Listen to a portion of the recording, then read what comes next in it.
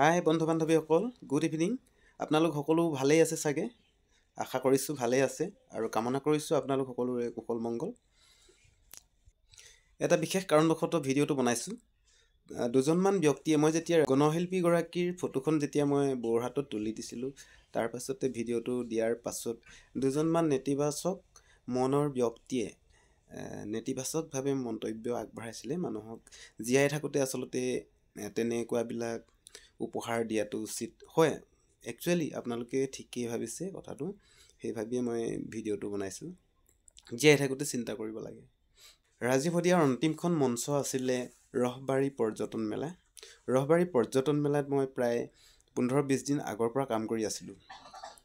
তাত মূল তোৰণখন বনাইছিলোঁ, মঞ্চ ডেক'ৰেশ্যন আৰু ছেলফি পইণ্ট, আৰু মোৰ তাত এটা কাৰ্যসূচী হৈছিল আপোনাৰ প্ৰতিচ্ছবি। আপোনাৰ প্ৰতিচ্ছবি কাৰ্যসূচীটোত মোৰ প্ৰায় 16জন ষ্টুডেণ্টে অংশগ্ৰহণ কৰিছিল। 16জন ষ্টুডেণ্টৰ ভিতৰত প্ৰায়কেইজনেই সৰু সৰু আছিলে, একেবাৰে শিশু আছিলে, আৰু তেওঁলোকক মই গণশিল্পীগৰাকী আহিব বুলি আগতীয়াকৈ গম পাই তেখেতৰ প্ৰতিচ্ছবিখন অংকন কৰিব দিছিলোঁ। কেৱল সেয়াই নহয়, ঠাইতে প্ৰতিচ্ছবি অংকন কৰিছিল আৰু জীয়াই থকাৰ অৱস্থাতেই তেখেতক মঞ্চতে আমি প্ৰতিচ্ছবিখন দিয়াৰ কথা চিন্তা কৰিছিলোঁ। আৰু তেখেতৰ প্ৰতিচ্ছবিখন অংকন কৰি থোৱা মোৰ ঘৰত এতিয়াও থৈ দিছোঁ। সৰু সৰু ল'ৰা ছোৱালীকেইটাৰ হাতৰ পৰশত প্ৰাণ পাই উঠিছিল ফটোখন। আৰু সেই ফটো দিবলৈ যাওঁতেই যিটো তৃতীয়টো গান, গণশিল্পীগৰাকীয়ে যেতিয়া গানটো গাই আছিল, প্ৰথমটো গ'ল, পাৰ হৈ গ'ল, দ্বিতীয়টো পাৰ হৈ গ'ল, তৃতীয়টো শেষ হ'ব আৰু আমি ফটোখন তেখেতৰ হাতত তুলি দিম বুলি আশা কৰি গৈছিলোঁ। মই গোটেইখিনি ল'ৰা ছোৱালীৰ লগত লৈ মই আগবাঢ়ি গৈ আছিলোঁ আৰু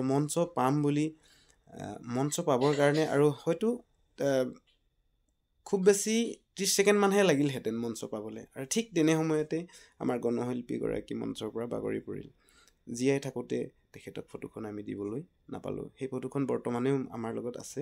ছাত্ৰ ছাত্ৰীসকলে ইমান হেঁপাহেৰে আশাৰে অংকন কৰিছিল, মই ইমানেই মৰ্মাহত হৈ পৰিছিলোঁ আহি। কণমইনাসকলক মই কেনেদৰে বুজনি দিম, মই ভাষা শব্দ হেৰাই গৈছিলোঁ সেই সময়ত। যেনে তেনে সকলোখিনি পৰিৱেশ চম্ভাল কৰাৰ পাছত লগে লগে আপোনাৰ প্ৰতিচ্ছবি কাৰ্যসূচী সামৰণি মাৰিছিলোঁ। সেই দিনটো আছিল অন্তিম দিনাৰে আছিল।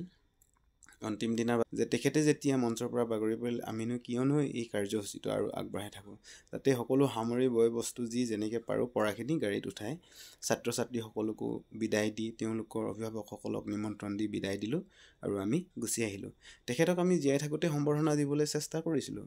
তেখেত আহিব বুলি, ৰহবাৰী মেলাত অইন অতিথিবিলাকো আহিব বুলি আমি ইমান সুন্দৰভাৱে এইবিলাক কৰিছিলোঁ। আমি চাওকচোন কেনেকুৱা লাগিছে।